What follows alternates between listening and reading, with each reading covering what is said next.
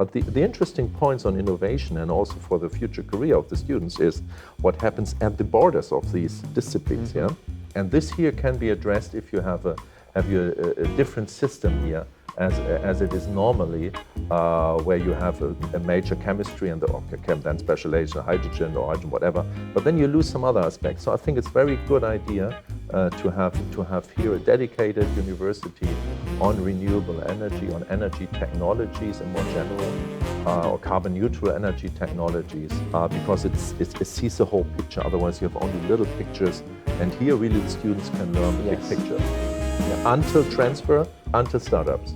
So making them some money out of it. Very important point, every point. So I think that's a good concept. Hello listeners and followers of Canvas.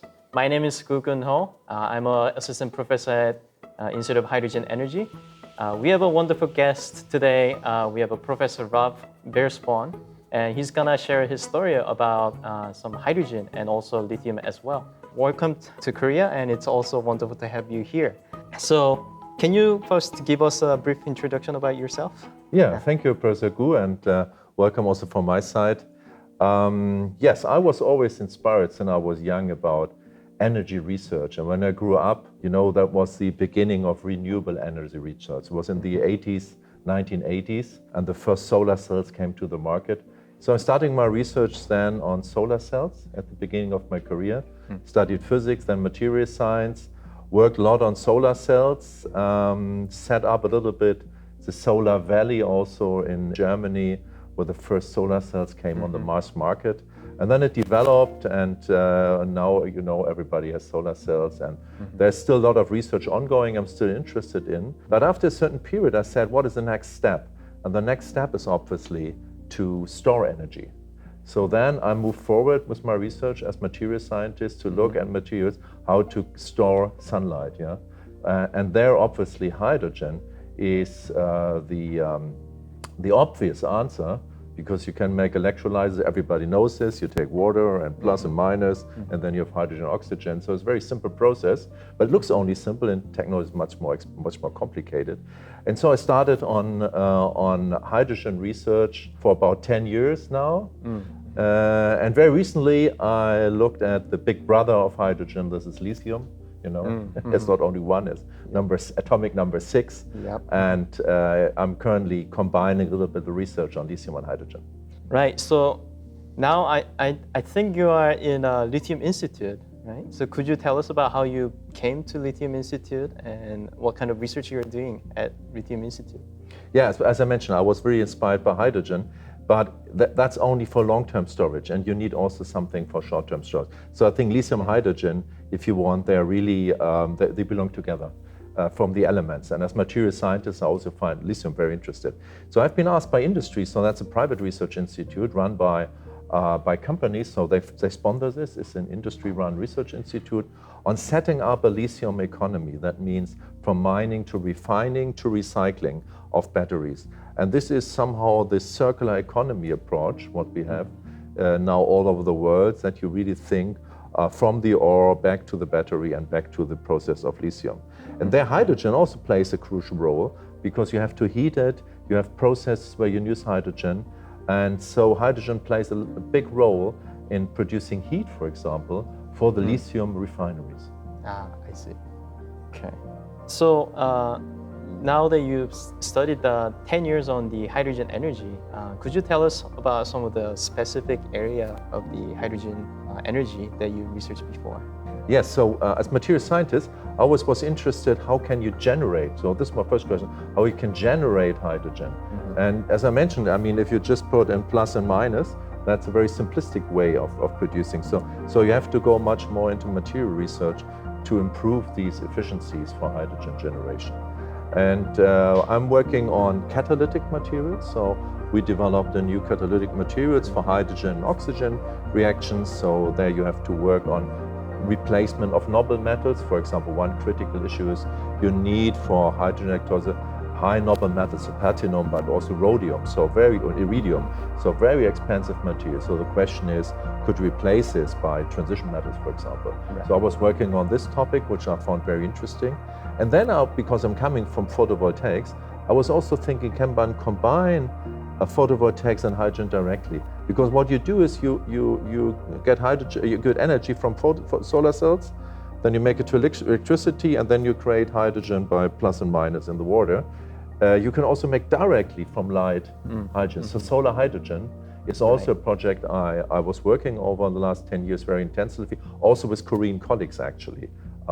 Here from Korea, I have a very strong cooperation in combining these both ideas. I see. So by producing the hydrogen right at the photovoltaics, you save some transportation costs. Oh yeah, there are a lot of issues. So one is obviously you don't need two systems, you have one system. You always need the solar cells, but imagine that the solar module produces not energy but directly hydrogen. And actually there are now startups in the world starting to producing this system. It's a low pressure hydrogen, but you can combine it. But it's complicated, a lot of research to be done still to have this efficient, to have this an efficient process. And we were working on a combination of thermoelectric and photovoltaic effect here in this area, and some other people work on other areas. But solar hydrogen is obviously what plants also make, Plants make also directly from sunlight chemicals, and they don't go via electricity. So they're somehow inspired by nature, this idea. I see. So that's really interesting and wonderful. And do you have any also other research interests besides the lithium and hydrogen energy? Yeah, so what I'm interested always is the understanding, now this science-wise, understanding the material, because we have a lot of questions independent of battery, hydrogen or solar research, is the reliability of these materials. How long can they hold? And so what I'm currently looking intensively is on the microstructure analysis, so going very deep into the materials. And here at KENTECH you have also excellent equipment to looking into the material by transmission electron microscopy. I'm personally more interested, apart from transmission electron microscopy, on X-ray microscopy. So you can have a non-destructive 3D view of the material. Yes. And then my vision is you have ocular rift systems, and then you can see 3D the material. Yeah, they can 3D the material and can really understand then on time series 4D material. So see how the material behaves, degrades, where there might be cracks, might be defects, and then improve the material to have a better performance. So these are some more general methodological ideas I'm working on. Okay, thank you. Okay, so can you also talk about the future of the hydrogen energy? What are the prospects of it? Well, we spoke about how we can generate now hydrogen. The next stage is obviously how we can use it and how we get the hydrogen from places where you can get easily hydrogen, where you use it. And I think we have to go now, and this is, I think, consensus. If you look, almost all countries have now hydrogen roadmaps. I gave last year here a lecture, and we looked at the hydrogen roadmaps all over the world. So all countries are somehow now having common roadmaps, how to go there from generation of hydrogen, then transportation, and then use. So I think these are so many topics now on the hydrogen economy, what I call it, which are popping up. So there's a lot of research to done, from really basic engineering sciences also to economics. What kind of business models do we have here? Can we make startups which fill up this business model? How do we sell hydrogen? And so on and so forth. So a lot of things to do. And this will be a global market. So it will be same topics for Korea than for Germany and for Europe and US. So I think there are a lot of things to do, and I'm very positive that we will have a hydrogen economy latest 2050. We have to have it. That's our plan if we believe on the Paris Climate Accord. But there are also other reasons why we should have it, because hydrogen is really a very good source as energy carrier, as chemical source, probably much better than other chemical sources. Do you see any particular reason why Germany and Korea could collaborate well to research the hydrogen energy technology? Yes, I think, Korea is probably in the same situation as Germany. We are a very densely populated country, so we have a lot of persons on very few spaces. So we cannot put all over the place solar cells and all over the place windmills. It's very difficult. Then we have similar acceptance problems of windmills. you have your cultural heritage. Yeah. Germany has a strong cultural heritage, and in the areas of cultural heritage, we don't want to have windmills here too. So this is actually a situation which is from our cultural heritage, from our just solar iteration, wind iteration, and from the densely population where we have very similar. So we have to rely on imports in the future. So we have to rely on imports. And that means in Germany, we have our roadmap now, the German roadmap, and the German roadmap will say we need 80% of the hydrogen in future we have to import. And then the question is, how do we import it? How do we have the strategy? What is the logistics? How do we transport hydrogen as hydrogen itself, as liquid, also pressurized hydrogen, liquid hydrogen? Do we convert it to ammonia or methanol? Do we go by other chemicals and then we reform it back? Yeah. Right, and then we go by a ship, via pipeline. Okay, for Korea, pipeline is complicated. For Germany, pipeline is an option. But apart from this point, I think it's very similar topics that you have to import it and how we make this, how we transport it, logistics. Very similar situation, I think. Yeah, I agree very much on it. Yeah. There's a lot of questions you already answered. So what do you think is the role of hydrogen research in response to the energy problems? I think we are currently not the efficiency level we need to be. So I think we are currently thinking things still on a very simplistic level. Taking, for example, the PEM electrolyzers. So this is actually a technology was pretty old. We still work with noble metals, So why do we have this noble metals? Why do we have this extremely expensive technology? Then after the PEM, we need 90.999% of purity of hydrogen. Why do we need 99.999% of hydrogen? Because somebody set the standard, but nobody needs the standard. I mean, this was the standard for chemical processes. If we want to burn it for making heat, if we want to drive our car, we don't need this high purity. So purity will be also an issue. So this purity issue, and then we can go to other technologies if we don't need it that pure. A third point where we really have to think about is storing. Where can we store hydrogen? So in Germany, we are currently discussing to have underground salt caverns. Currently, we store natural gas, because we need the winter a little bit more than the summer. And to have the spread, we store it in our salt caverns. So that means typically you have salt, geologic salt, and then you make a big hole. It's like 300 meter high, these holes, It's very big holes. And there you can put also hydrogen. So the storage will be another point. And then obviously mobility. So currently, as I mentioned, we have our first cars, but how many cars are there? Not so many. So there will be also on hydrogen mobility a lot of things. In Germany, the main strategy will be first on trucks, because trucks will be complicated to drive with lithium battery. Because if you want to have a truck with lithium battery, then the truck is loaded with the batteries, and then nothing else goes on the truck because everything is already full of batteries. And so that means that hydrogen is a very valuable means for transporting trucks or having truck fuels, and so on and so forth. So I think there's a lot of things. We are still at the beginning of this economy, and so a lot of research has to be done once new product enter into the market. Okay. So why do you think KENTECH is promising for the future students, grad students, for the research? Yeah, I was impressed by to have a university which is really dedicated on this topic. So now, if you go to a normal university, even in Germany, we make physics. We teach physics, and then we have specialization, perhaps renewable energy. On specialization level. Right. Yep. But the questions, the skills, what you need is more general skills now. You need skills from material science to understanding chemistry, to physics, and so on. And that means you need things which go over the faculty borders. We in Germany have very strong faculties of faculty of physics, chemistry, and so on. But the interesting points on innovation and also for the future career of the students is what happens at the borders of these disciplines. And this here can be addressed if you have a different system here, as it is normally where you have a major chemistry and then specialization, hydrogen or hydrogen, whatever. But then you lose some other aspects. So I think it's a very good idea to have here a dedicated university on renewable energy, on energy technologies in more general, or carbon neutral energy technologies, because it sees the whole picture. Otherwise, you have only little pictures. And here, really, the students can learn the big picture. Yep. Until transfer, until startups. So making them some money out of it. Very important point at the point. Yeah. So I think that's a good concept.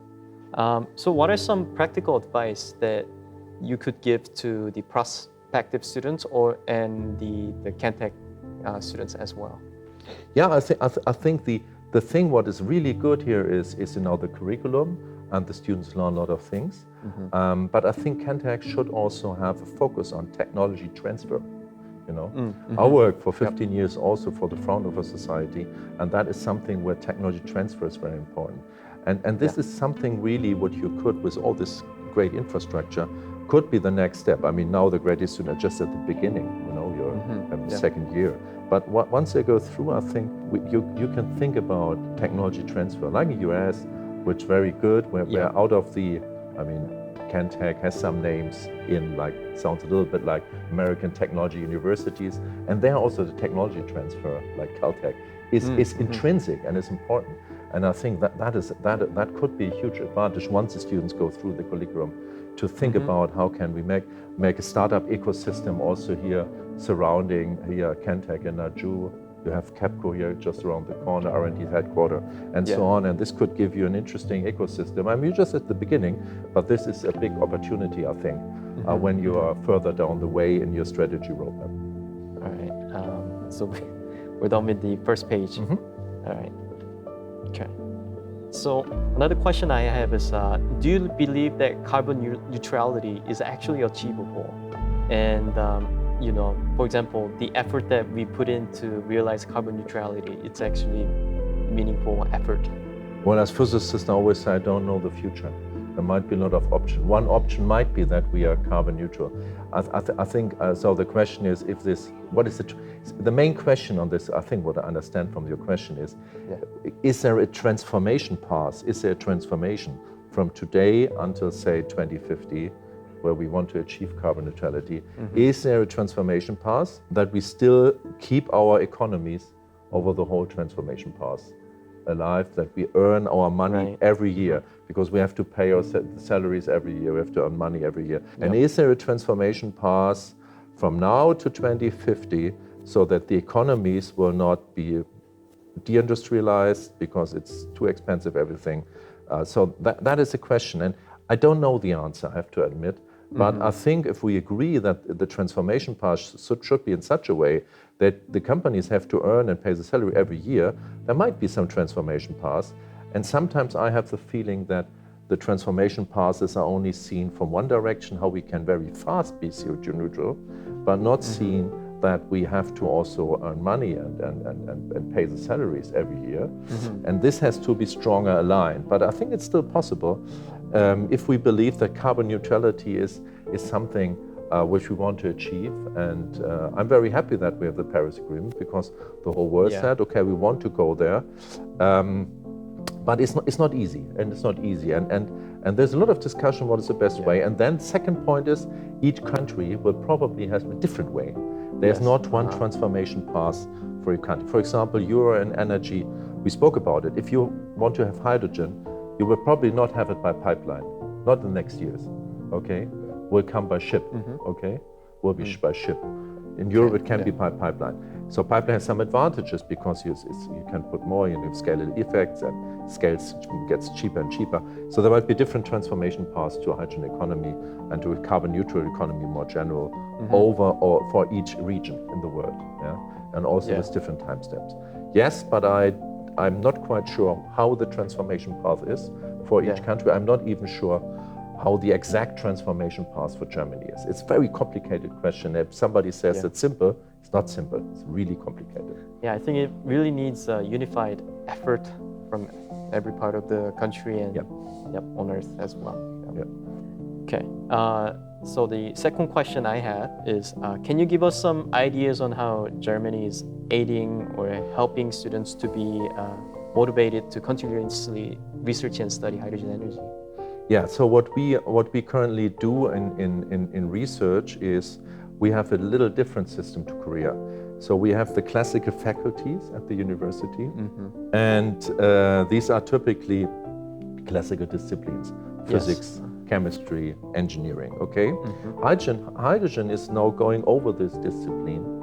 It's making the things a bit more complicated. So studying hydrogen in the undergrad level is very difficult in Germany. And I would love to see more of these ideas of KENTECH. Actually, there's one new university which is founded in Nuremberg with the same idea to have no faculties anymore.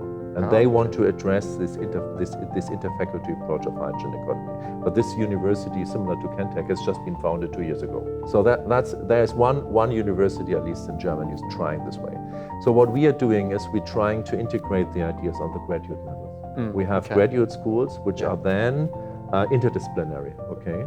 Working together with research organizations like Fraunhofer, like Max Planck, like Helmholtz. So we have some national research centers, but we have also some special applied research center, fundamental research center like Max Planck. Fraunhofer's Applied Research Center. Helmholtz are the national labs, classical national labs like Lawrence National Lab or any Argonne National Lab in the US. And in the graduate level, we can bring the competence interdisciplinary together.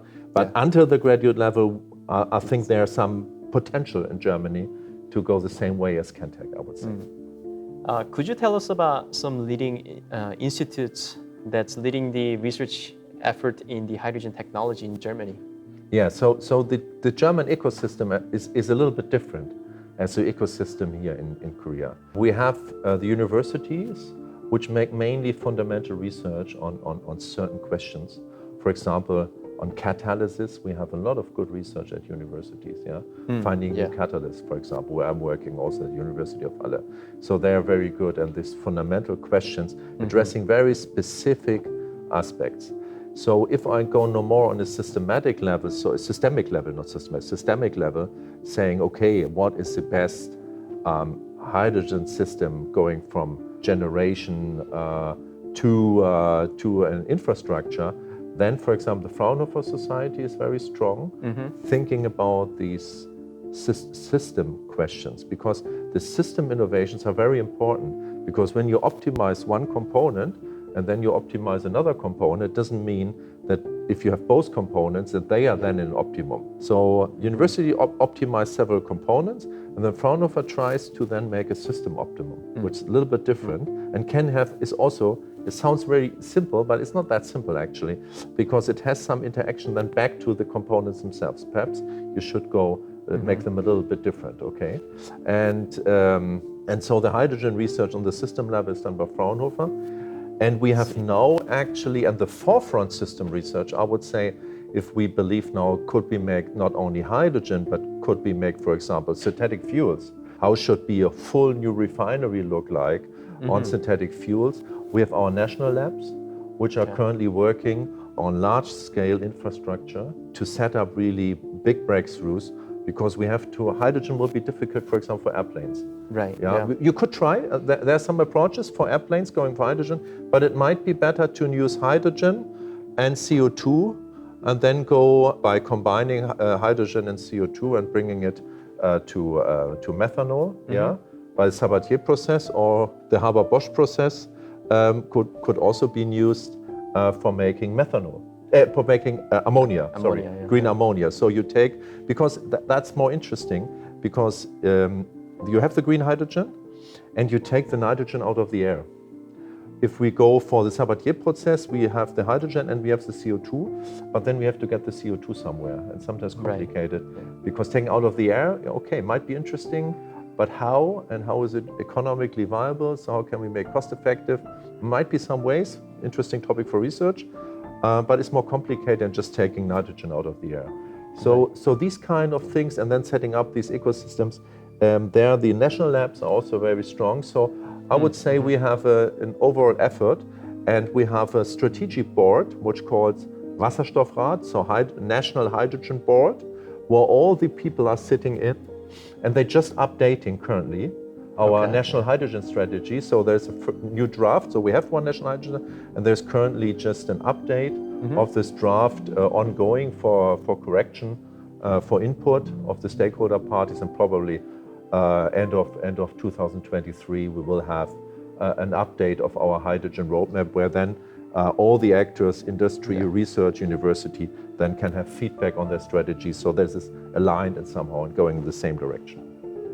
Nice. So there's a nice ecosystem you guys are developing. Yeah. Right? Yeah. Okay. So what do you think is the role of the hydrogen in terms of sector coupling element? Yeah, I think, as I mentioned from my own career, I was working on photovoltaics, and then we have in Germany currently so much photovoltaics, so big success, actually also because of Hanwha Q-cells.